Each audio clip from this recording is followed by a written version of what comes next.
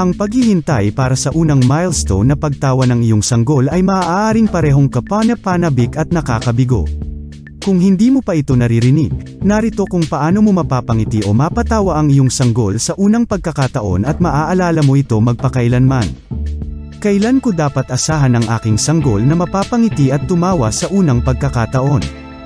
Habang ang iyong sanggol ay gagawa ng mga ingay at ilang mga pakikipag-ugnayan sa mukha mula sa kapanganakan, ang isang sosyal na ngiti ay magsisimulang bumuo sa paligid ng 3 buwang edad.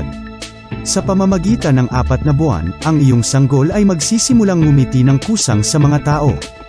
Hindi tatawa ang mga sanggol hanggat hindi sila handa, kaya habang kaya mo at dapat mong hikayatin ang pagtawa, huwag panghinaan ang loob kung hindi ito nangyayari sa lalong madaling panahon na iyong inaasahan, subukan ang sumusunod para makuha ang unang hagetjek o tumawa.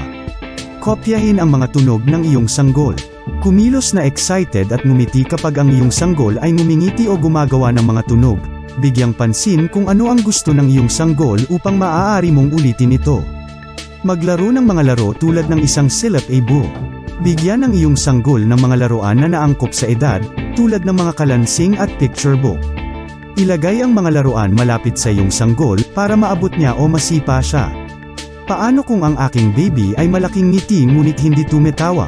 Kung ang iyong sanggol ay kusang ngumiti ngunit tila ayaw tumawa, maaari kang mag-alala na may ginagawa kang mali. Huwag kalimutan na ang bawat sanggol ay ipinanganak na may iba't ibang likas na ugali, na maaaring makaimpluwensya kung gaano gustong tumawa ng iyong sanggol.